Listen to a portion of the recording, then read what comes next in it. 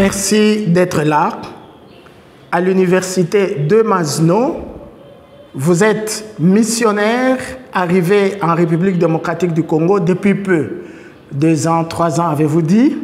Vous venez d'Indonésie et d'Haïti, n'est-ce pas? Et moi, je suis congolais de la République démocratique du Congo. Nous allons avoir ces quelques heures d'échange sur la communication interculturelle.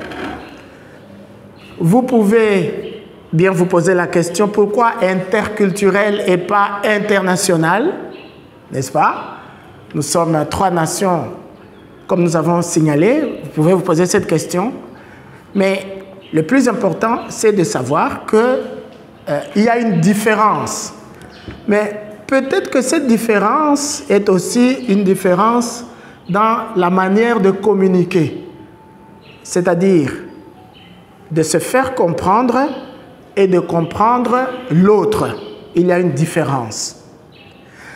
Vous êtes missionnaire, par définition, vous êtes des agents d'évangélisation. Et l'évangélisation, c'est l'annonce de la bonne nouvelle, l'annonce de la parole.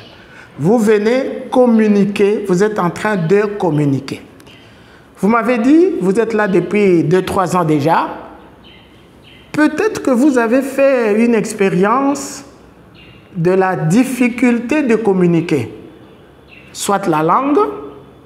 Vous parlez quelle langue où vous êtes en mission? Les Lingala? Les Lingala. Que vous avez bien appris, n'est-ce pas? Vous commencez. Les Lingala aussi pour vous. Les Lingala pour tout le monde. Vous voyez, je vois vous êtes dans l'Équateur, dans la Mongala, dans le Sud-Ubangi ou Nord-Ubangi. Gemena, c'est quelle province? Bon, on va vérifier, c'est Sud-Ubangi ou Nord-Ubangi. Vous êtes à Kinshasa. Il n'y a personne au Kasaï où les missionnaires de Skeut sont aussi présents. Il n'y a personne dans l'air swahiliphone. Donc, la langue que vous avez dû apprendre, c'est le Lingala. Mais en Haïti, comme en Indonésie, on ne parle pas Lingala. Ça peut constituer une difficulté pour la transmission de la bonne nouvelle. Mais je dis, même si vous parliez déjà Lingala, même si vous étiez invité à ne prêcher, à n'évangéliser qu'en français pour les Haïtiens qui sont francophones, ou quelle langue parlez-vous en Indonésie? Voilà. Même s'il n'y avait que cette langue, il y aurait à se poser la question de la communication interculturelle. Au niveau personnel, la communication est un défi, est un problème, mais au niveau des cultures, même en Indonésie, peut-être qu'on va vous dire il y a l'Indonésie du Nord et l'Indonésie du Sud. C'est pas ça? Même en Haïti, on va vous dire ceux-là sont plutôt du Nord, ceux-là sont du Sud, ceux-là sont de telle côte, ceux-là ne sont pas de la côte. Ça peut être un problème. Nous, au Congo, nous avons ce problème dans ce vaste pays. Vous l'avez déjà appris, nous avons plusieurs tribus, plusieurs ethnies. Ça fait autant de cultures et ça peut poser problème au niveau de la communication. Parce que il y a diversité de cultures.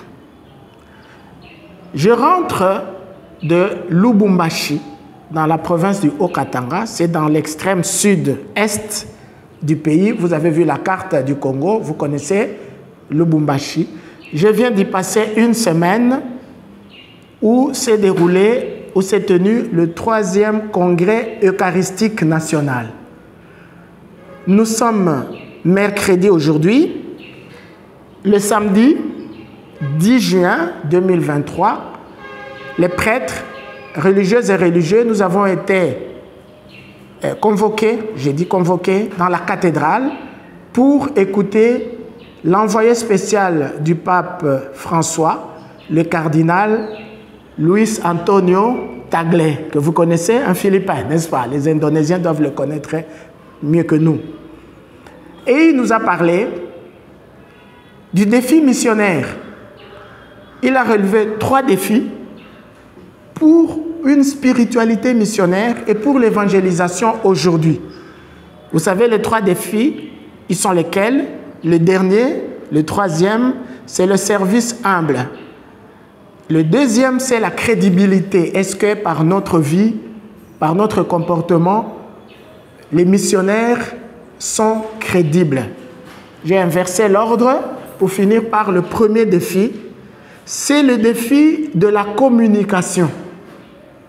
Donc, samedi 10 juin, le propre-préfet du dicastère de la communication, envoyé spécial du pape François au 3e congrès eucharistique de la République démocratique du Congo, il relève comme premier défi dans la spiritualité missionnaire, dans l'évangélisation d'aujourd'hui, la communication. Voilà, l'intitulé de notre cours, c'est la communication interculturelle. Au niveau du contenu, de ce que vous avez à apporter au peuple des dieux auquel vous êtes envoyés, nous allons comprendre qu'il y a effectivement cette question qui va toujours revenir. Vous êtes, je peux vous comparer à Placide de Tempels. Vous avez déjà entendu ce nom, Placide de Tempels. Qui était-il? Un philosophe. Quel philosophe? Si je peux vous poser la question. Quel philosophe? Congolais. Eh bien oui, Congolais, mais pas de père et de mère comme on dit aujourd'hui. Hein? Et quel genre de Congolais était-il, si vous savez? Quel genre de Congolais? Il était comme vous. Hein? C'était un missionnaire belge, un flamand, né en Belgique en 1906. Mais je peux oser l'appeler Congolais. Pourquoi? Placide de Tempels, né en 1906, il devient prêtre à 24 ans. 3 ans plus tard, il vient comme missionnaire au Congo et il était dans la province du Katanga, donc non loin de Lubumbashi où j'ai été la semaine passée. Tempels vient comme vous pour évangéliser, pour apporter la bonne nouvelle. Vous voyez, il a 27 ans. Plus jeune que vous, non, plus âgé que vous. Hein? Vous avez 27 ans, il y en a qui ont... voilà. Et Tempels passe 10 ans pour se rendre compte que sa mission est quand même difficile. Il a quelques problèmes. De quoi? De communication. Pour se faire comprendre et pour comprendre lui-même, bien comprendre lui-même. Donc, ça peut être votre problème. Si vous ne l'avez pas encore éprouvé, vous pouvez un jour y arriver. Et Tempels, qu'est-ce qu'il fait? Dieu vraiment lui avait fait grâce, c'était un homme intelligent. Il écoute, il écoute, il écoute. Et il prend note.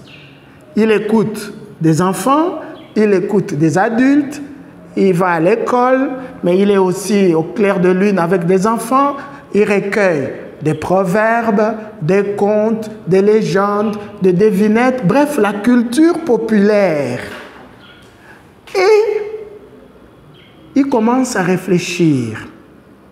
Il dit, mais les missionnaires qui sont là, qui l'ont précédé et d'autres qui sont là avec lui, peut-être qu'ils n'arrivent pas à bien évangéliser les Noirs, les Africains, parce qu'ils ne comprennent pas la philosophie de ce peuple. Et alors, Placide de Tempels va écrire un livre, La philosophie bantou, publié en 1945 à Lubumbashi, d'où je viens, à Elisabethville, comme la ville s'appelait à ce moment-là. C'est ce livre, vous avez dit philosophe, hein? C'est ce livre qui va être comme la base, la source de la philosophie africaine contemporaine. Il faut ajouter contemporaine. De quoi s'agit-il? Il ne s'agit pas de ce que les Africains ont toujours pensé. Tempels n'a pas donné le signal pour que les Africains commencent à penser, non. Mais il a écrit un livre. Et la philosophie africaine contemporaine, on peut dire, c'est l'ensemble de tous ces livres, de toute cette discipline académique qui va commencer. Comment? Par discuter le livre de Placide Tempels. il va avoir des problèmes. Hein. Il va finir par rentrer en Belgique où il va mourir plus tard. Mais voilà, Tempels, je peux dire, il était comme vous. Vous pouvez faire son expérience, à savoir chercher à mieux comprendre le peuple de Dieu auquel vous êtes envoyé et chercher comment mieux vous faire comprendre. Nous avons parlé de la langue, c'est dans la communication, et j'ai parlé du défi du cardinal Tagle.